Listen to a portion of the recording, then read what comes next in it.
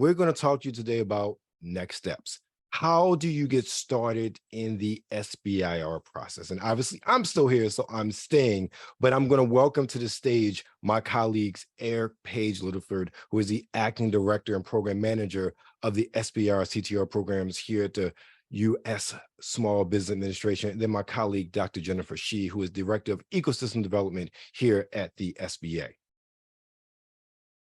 Elden, thank you so much. What an exciting panel you just led.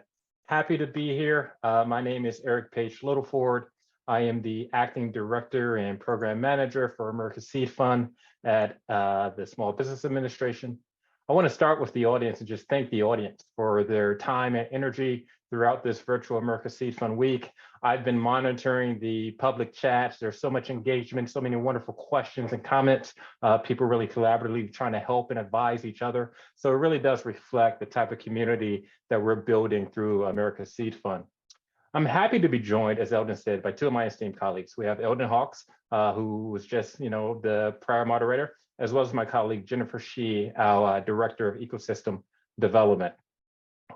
So really, over the next few minutes, when we're thinking about sort of this concluding panel, what we want to collectively work to do is just help you all understand your next steps and how to get started with a specific focus on resources and communities available to help you all fully leverage America Seed Fund. So Jennifer, Elden, let's begin. I think the one way to begin is we can provide some proper context around our roles and how our mission supports these innovators.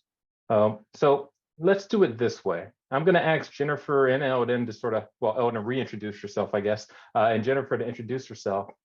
But to more importantly, note how your mission supports these innovators. I will model the behavior, and I will start in terms of how my role supports the mission. So as acting director, my mission is, as SBA's federal-wide leadership and oversight responsibilities for America Seed Fund, is to ensure that it remains accessible, inclusive, available to the brightest and most brilliant innovators, startups, and small businesses.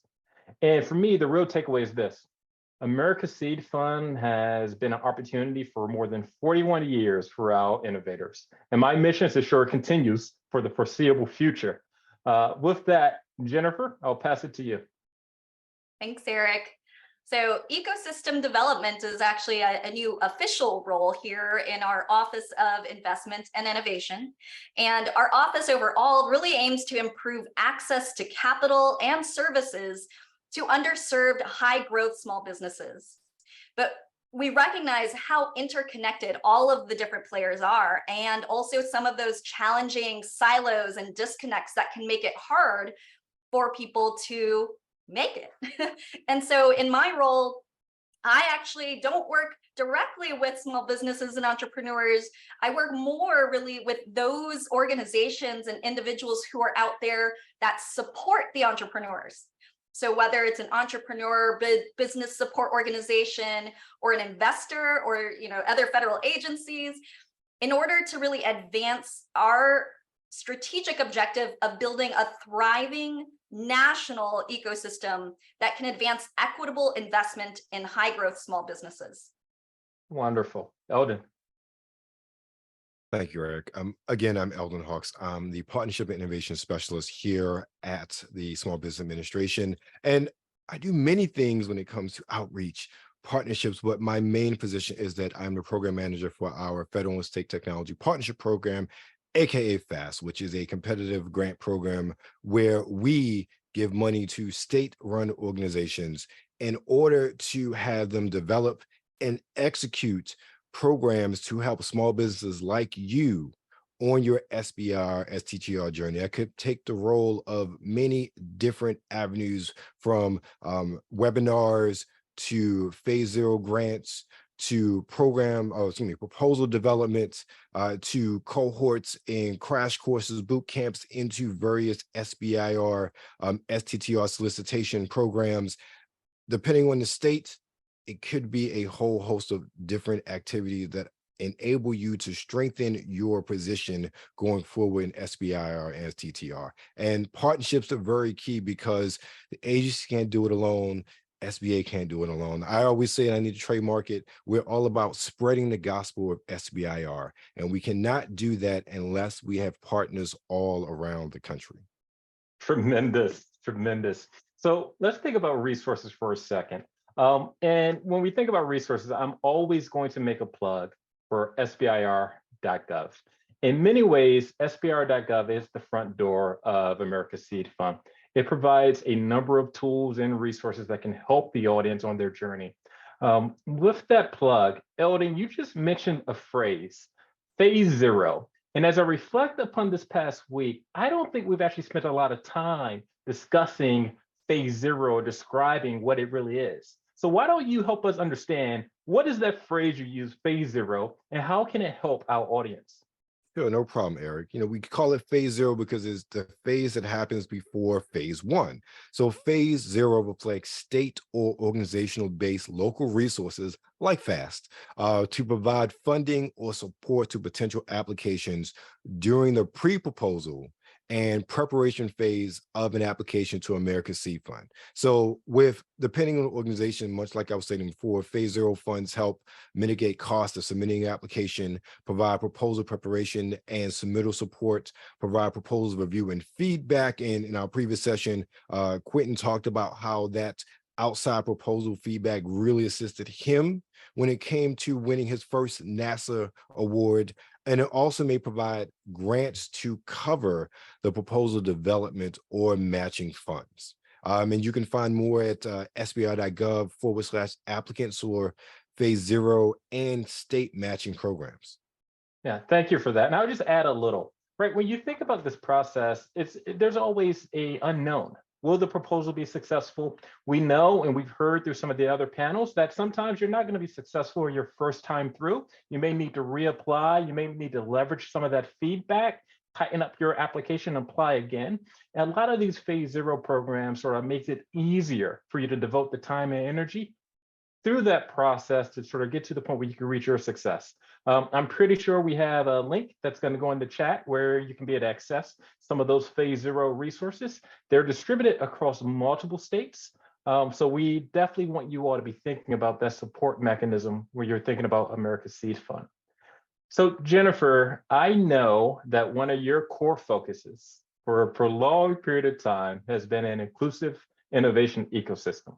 So can you highlight or discuss some of the different agency initiatives or opportunities that are sort of helping America's Seed Fund reach that inclusive innovation ecosystem? Definitely. And, actually, this gets at a point that I think Elden made about the variety of what we mean when we say phase zero, right? Really, it covers a lot of different possible things. I will say that hopefully that link that went out to you, that is specifically talking about phase zero as sort of that funding that can help support you in writing an application. But there are agencies that actually also specifically support organizations that are going to help you apply to their agency in particular. So, we know that there's some sometimes complex, I'm going to say complex and not just complicated processes. And so one of those applicant assistance programs essentially is with the Department of Energy, and theirs is called the phase zero program. So you can check out, the Department of Energy, when they have a new release coming, they actually also specifically reach out and want to encourage those who are new to the program to not let the application process itself be a barrier. So really, and the National Institutes of Health, NIH, also has an applicant assistance program where they also have an organization that is specifically going to help you one-on-one. And so you do apply, make sure you check it out in a number of weeks before the applications are due. So it also helps, spur you to just get started thinking about how to get your application together. I also do want to say, so, those applicant assistance programs are open to anyone, but really focused on those who are brand new, and specifically do want to encourage those who are underrepresented in the SBIR and STTR programs. And so the other kind of longer term piece that I have a personal love for, I guess, is how do we think about growing our new and future entrepreneurs? So when you have high school or college or graduate students or postdocs, right, all through your scientific academic training or non-scientific, but there are these opportunities to learn about different career paths. And I know for myself, I didn't really ever think about being an entrepreneur when I was doing my PhD, but it turned out I was working with some small businesses and startups at the time. Just didn't gel, right? Where when you're studying science, that's not exactly how you think about industry. And so what I love is that the more than 4,000 companies, right, every year get SBIR and STTR awards. And they are doing really awesome cutting edge science. Well, at the NIH, the National Institutes of Health, the National Science Foundation, the Department of Energy, one of the things that these agencies are trying to do is help support those small businesses in actually being able to also bring in future entrepreneurs or just those who might be interested in learning about what it's like to actually do science and R&D in a small business and a startup setting. So it's great for the small business, right? But it's also really great as a training opportunity just to get exposed to what that whole pathway might be like. I think we actually even have a whole article about that on SBIR.gov. I'll go throw the link in the chat. Jennifer, thank you so much. I'm so glad you talked about that broader activity to encourage fellowships, workforce development. You know, when we think about everyone participating in this virtual America Seed Fund Week, people are going to be at different parts of their journey. And if you're still in, you know, a postdoc or a graduate student, or even if you're in industry, but you don't necessarily know if you're going to be able to go out on your own yet, these could be a great way to get exposure to what it is like to be with a startup, be with a small business, focus on advanced technology. So I'm really glad you brought that up. Throughout the week, one of the things we've done is really focus on more the higher level, more salient aspects of the program. I do just want to let everyone know, within SBIR.gov, we literally have a suite of tutorials that takes a much deeper dive on the individual agencies, their individual processes, different approaches in terms of grants versus contracting agencies. So that is an ongoing resource to continue your learnings, continue your awareness around the program. So again, SBIR.gov is always going to be a really great source for a lot of new applicants and even current awardees as they're really navigating that phase 1 or 2 towards the commercialization aspects of the program. So one of the things you both sort of mentioned was that the ecosystem, and when we think about our FAST program. So one thing I do want to lift up is yesterday, Jennifer, I know this is really exciting for us. I saw a press release regarding the Growth Accelerator Fund competition. So can you just sort of speak to the initiative and how it contributes to our ecosystem building efforts?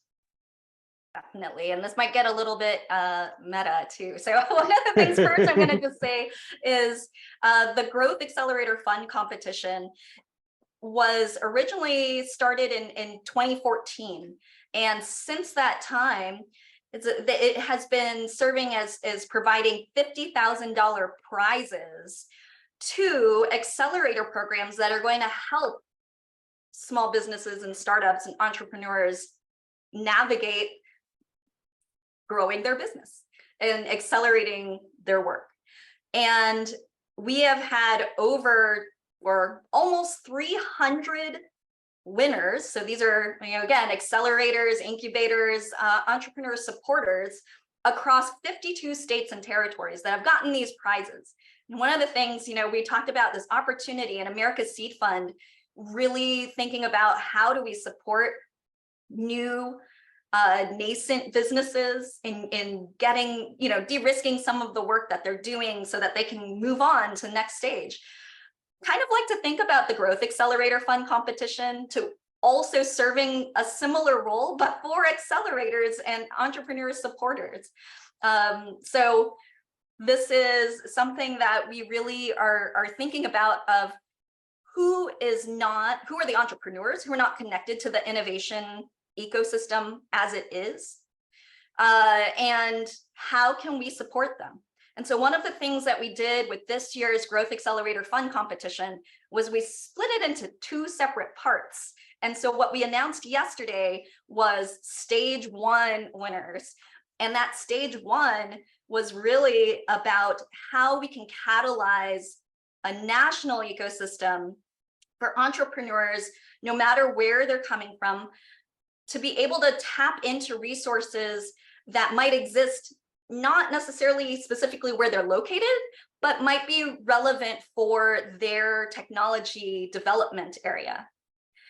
So wait, one more thing. I know you have to cut me off, but one of the things I do want to mention though about this is that there is going to be a stage 2, and we're growing this network, and it's going to be a big network of wonderful resources and resource partners for entrepreneurs that are, and these organizations are developing new accelerators. So look out in, I'd say September. So all the small businesses here, entrepreneurs, kind of in the September timeframe, we're going to have this explosion of amazing organizations that are going to be ready to help you get through the processes.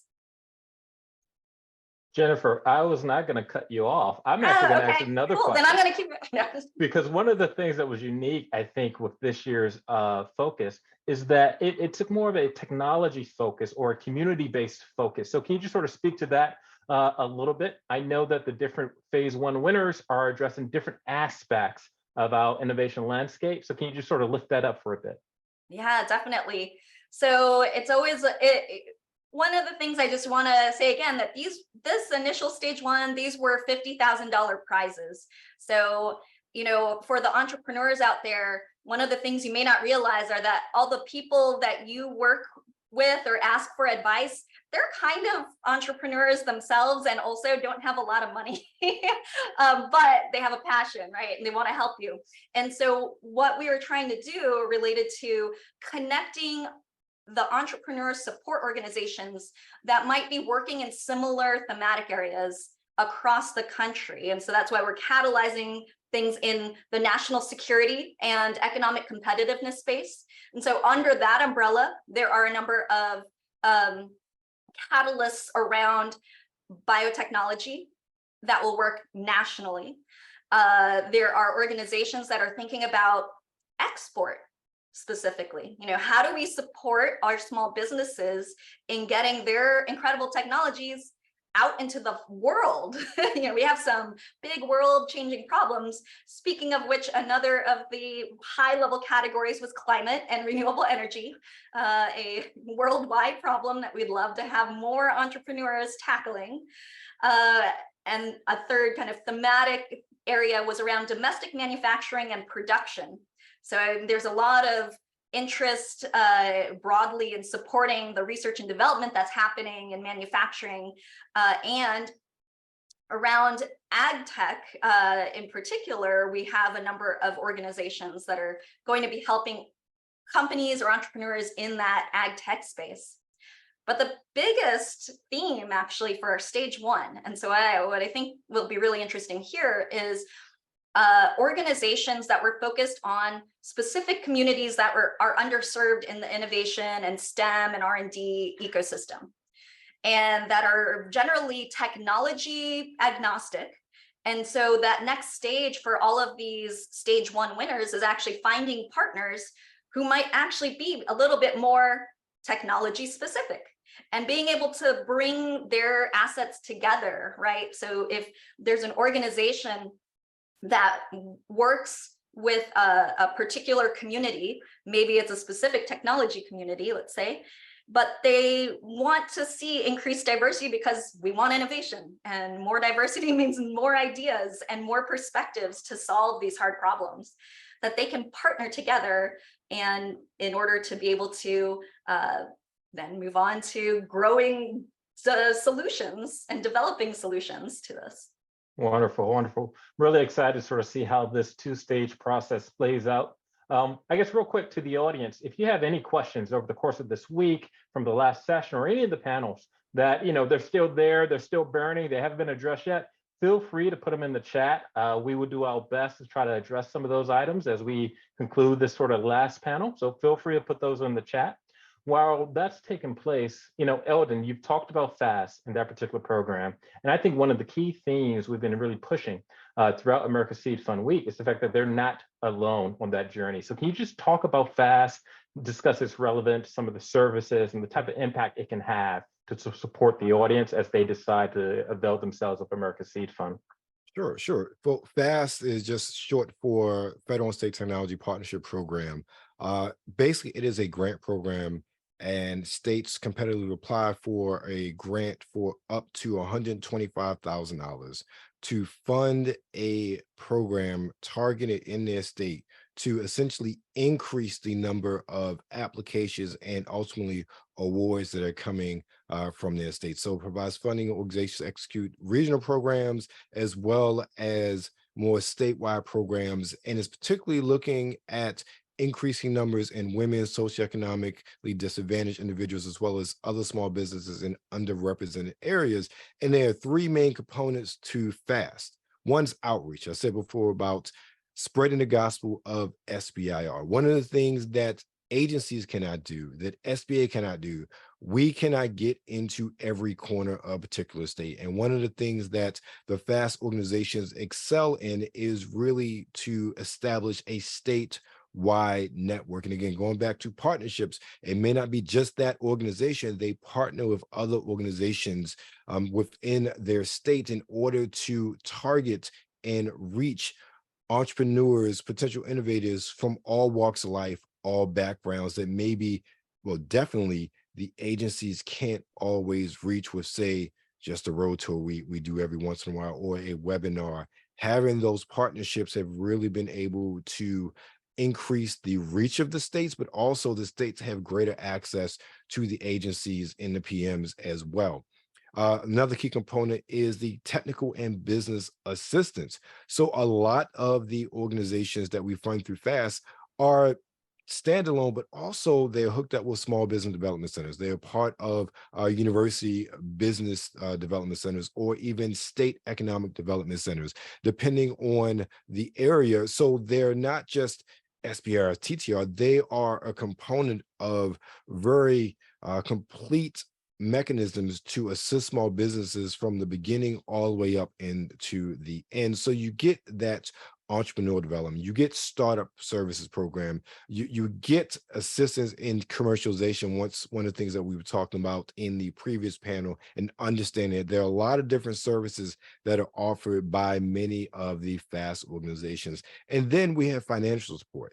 Not every FAST organization offers financial support by way of grants or loans to pay a portion or all costs of developing a proposal. Sometimes they have in-house proposal writers and those that can assist you, but also they can also offer funding to attend relevant conferences like the upcoming SBIR STTR conference coming up next month, as well as other ways of bridging the gap, say, between a phase 1 and phase 2.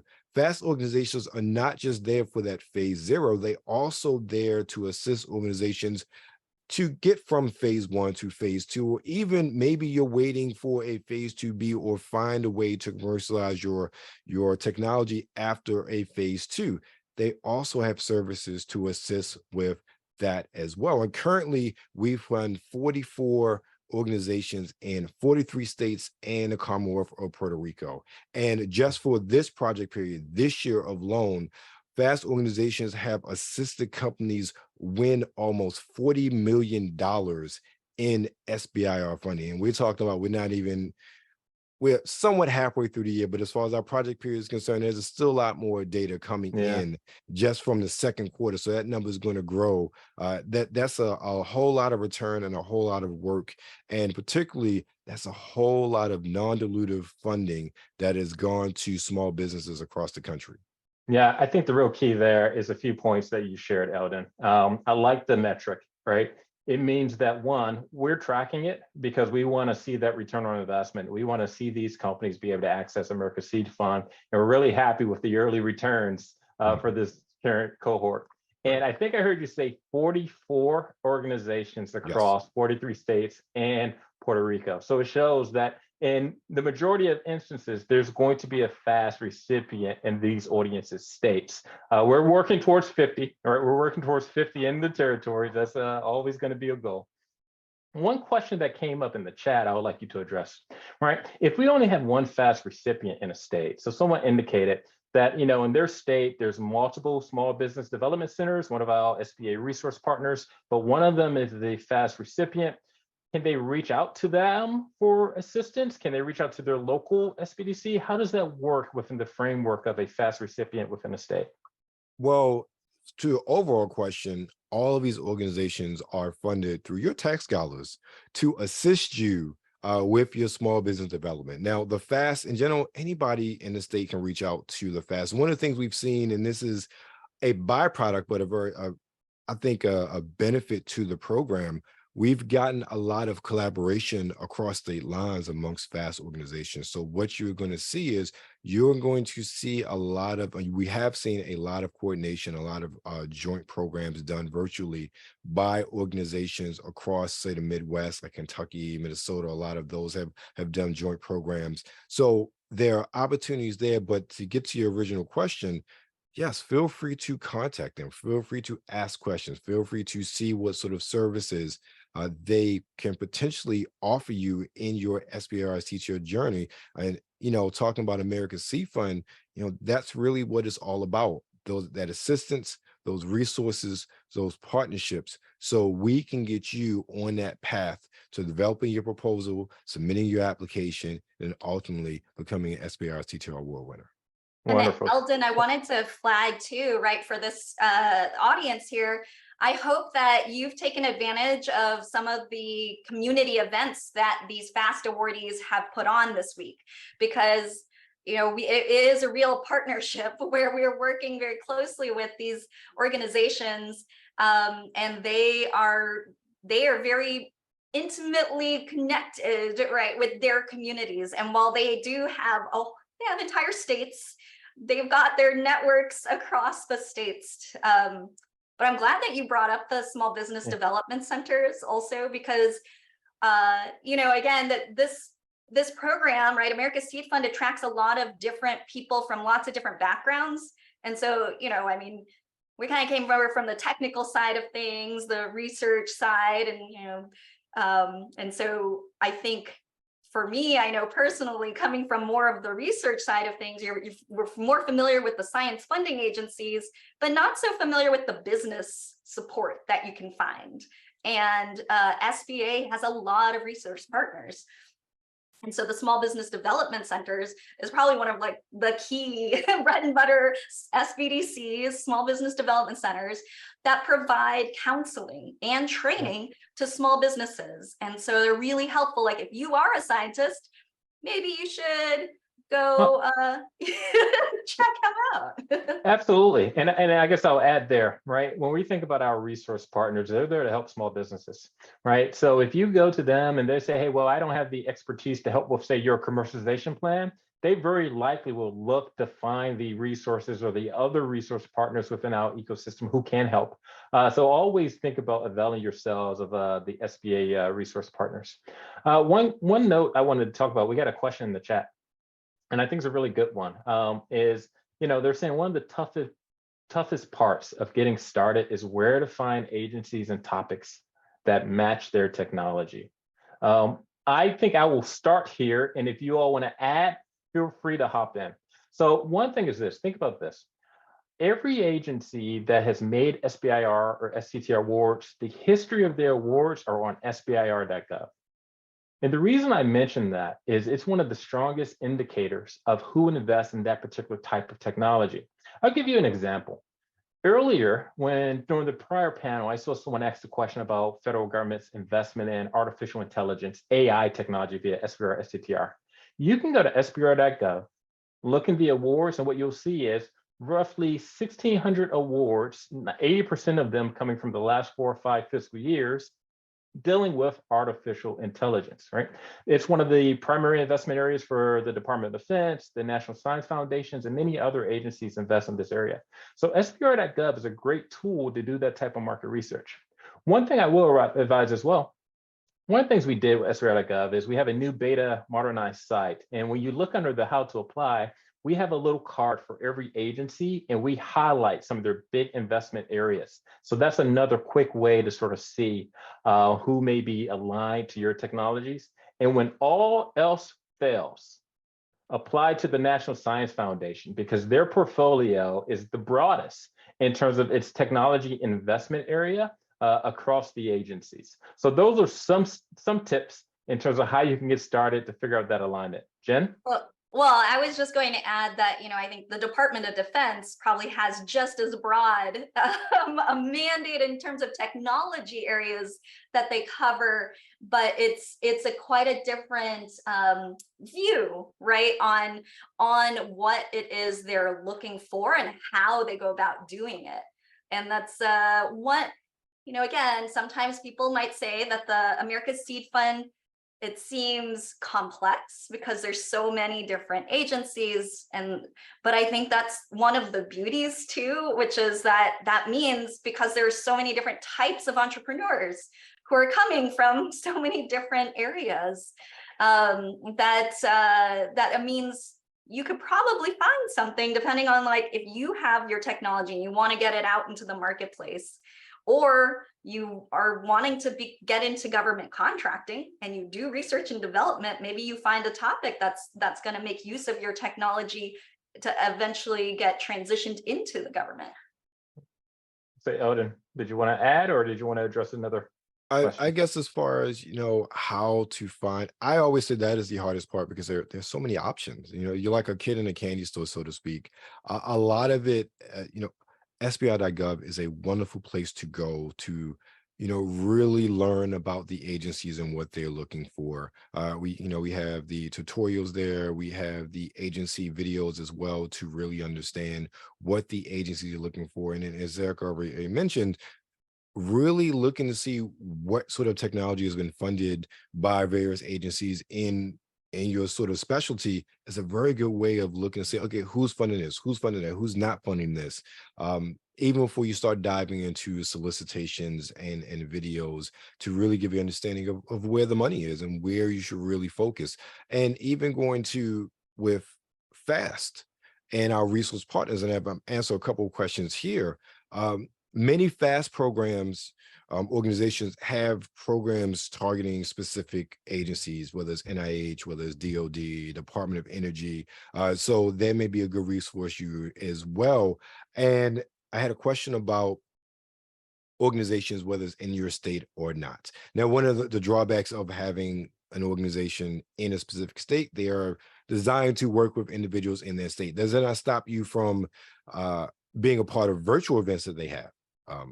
And I had another one, gentleman or individual, Kansas, Missouri border, the Missouri FAST is closer.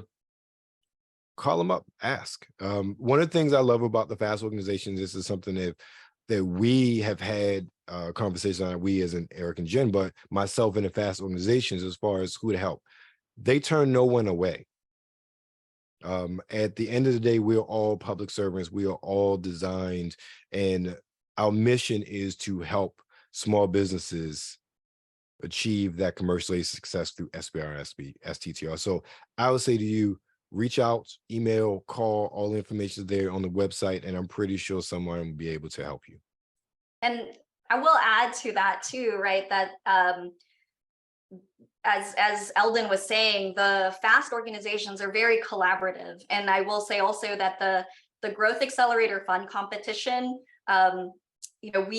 that's one of the reasons why we're trying to do some more kind of cross-national, across the entire country collaboration, because and I'll say that probably for rural entrepreneurs, those located in rural areas, that's probably even more important to be able to have these networks that are not overly place specific, because you don't know what type of resource you're going to need when you need it.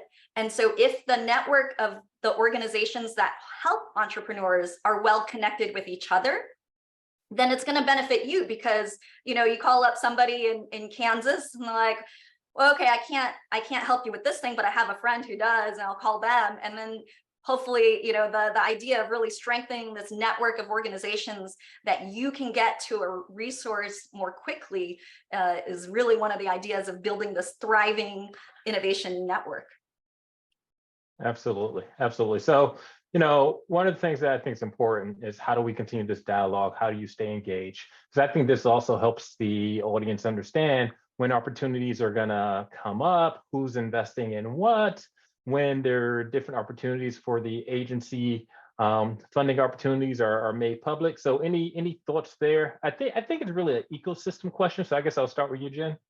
Sure. And, I love sharing what I know. And so I think one of the things is definitely, if you do nothing else now, just sign up for the monthly America's Seed Fund newsletter. Try to collect information and what's going on from across all the different agencies, from our resource partners. And I think that's the other thing, is that one of the things we try to do is make sure that our resource partners, our entrepreneur support organization partners, are aware of these things too, so that once you talk to them, they'll also be able to help put together some things that might be happening at a local level, maybe from your state. And that's why sometimes things are linked to like locations, but you can batch those things together.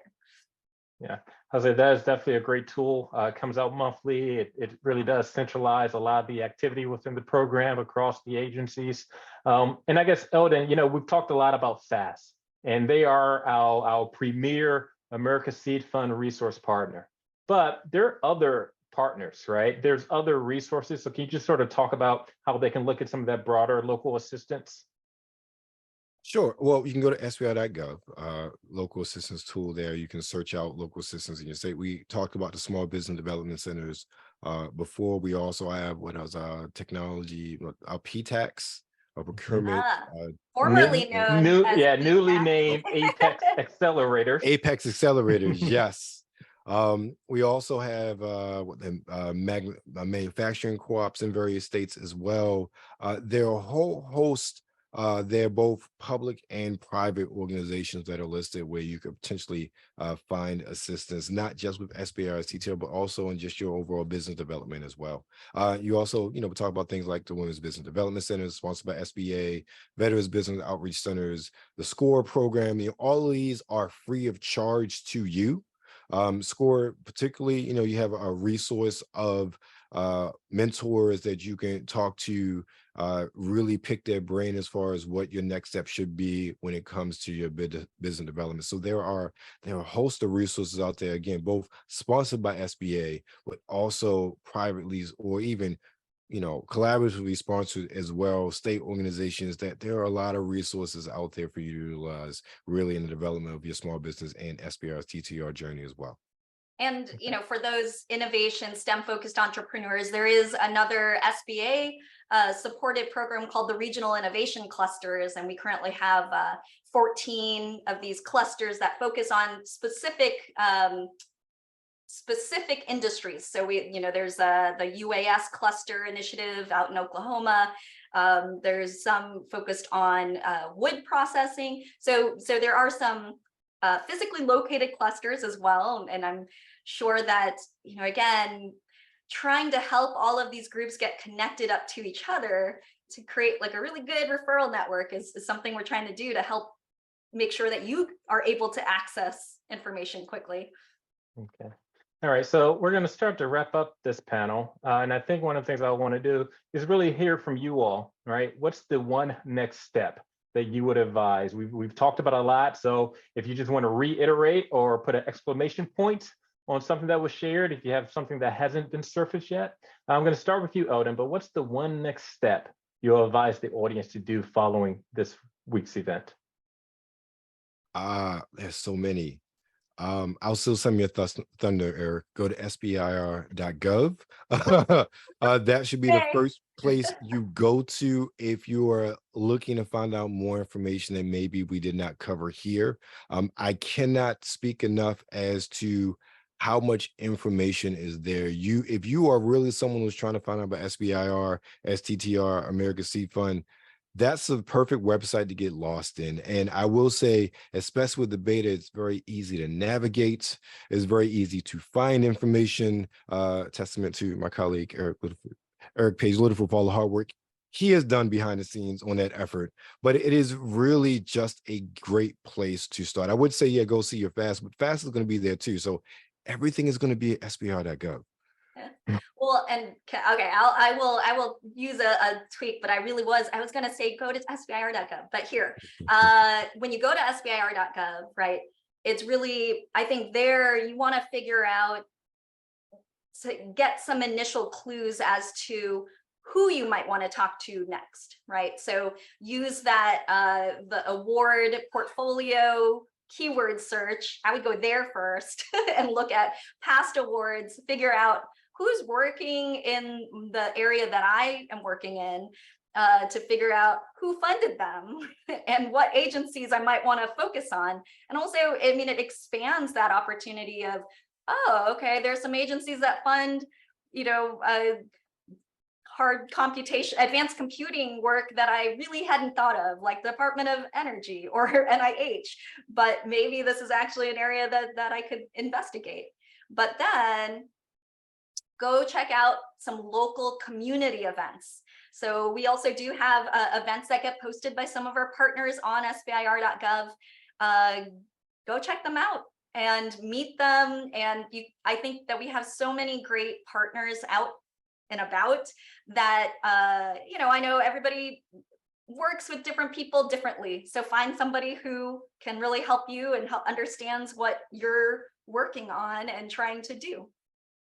Wonderful, wonderful. So I would just note as well, I think it's a great resource, the SBIR.gov. I will say this, we have really recently gone through the process of modernizing the site. We're in the middle of that effort, but when you go to SBIR.gov, at the top, there's a link to the new modernized site. And I think it's going to be a really efficient way for you to understand this program. You can click on how to apply, review the eligibility, refresh yourself on the eligibility. Like I said, we have an agency page where we do note their key, not all inclusive, but their primary investment areas to really try to help you figure out where you should align. We talk about doing the searches. It's actually very simple and easy, right? If you put in your technologies keywords, you literally will see all the awards, but more importantly, the agencies and account, right? So you'll realize DoD funded this 400 times versus agency B who funded it once. So you understand very quickly where you should focus your energy, and then you can really zero in on that particular group. So Jennifer, Elden, thank you both for participating in the panel and the work that you're doing in support of America's Seed Fund. So I will now begin the process of closing out, but thank you both. All right. So we're at that point where it's time to close the 2023 America's Seed Fund Week. If you were not with us at the beginning of the week, I just want to remind you that the United States Small Business Administration's SBIR and STTR office focuses on expanding the access to federal research and development funding and capital for innovative, high-tech small businesses. I would like to thank you all for sharing your time with us this week.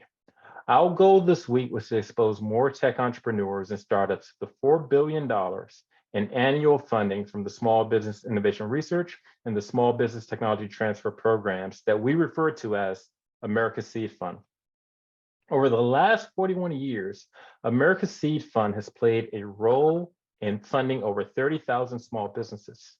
Several of those have turned into behemoths in the tech world, like Qualcomm, 23andMe, Symantec, and many more.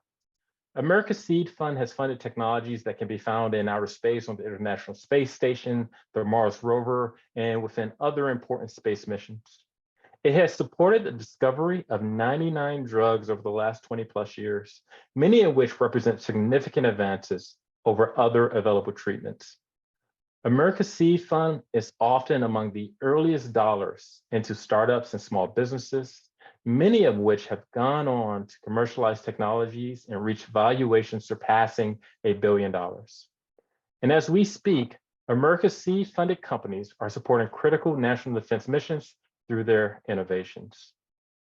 The impact of this program would not be possible without our 11 partnering agencies: the Department of Defense, Department of Health and Human Services, Department of Energy, the National Science Foundation, NASA, and the Departments of Agriculture, Homeland Security, Commerce, Education, Transportation, and the Environmental Protection Agency. I thank our partners for being magnificent ambassadors for America's Seed Fund and for all they do to support and grow our nation's technology economy. I would also like to thank my colleagues at SBA, especially our Associate Administrator, Billy DeVries, as well as Jennifer Shieh, Nancy Kamei, Katie Sly, John Verstek, Elden Hawks, Alice Nevins, and Renee Sperling. It is a committed and mission-oriented team focused on supporting our nation's innovators. And a special thank you to our support contractor, the team from Establish. They've done an incredible job of putting on America's Seed Fund Week. It is critical to our nation's economic success that we leverage all the best and brightest, regardless of their race, gender, preference, economic standing, or where they live, and to ensure that they have not only access, but support to successfully compete for this research and development funding, that they can participate in the American dream, lead in the development of next generation advancements, and drive our innovation economy. America's Seed Fund is committed to playing its role in enabling such success. As we close this event, I encourage you all to consider joining us for our National SBIR STTR conference next month in the Washington, D.C. area to continue our engagement. As you continue on your journey to translate your innovative, high-tech ideas into commercialized products and services, I hope you consider America's Seed Fund. Thank you again, and we look forward to seeing you all soon. Thanks for your support this week.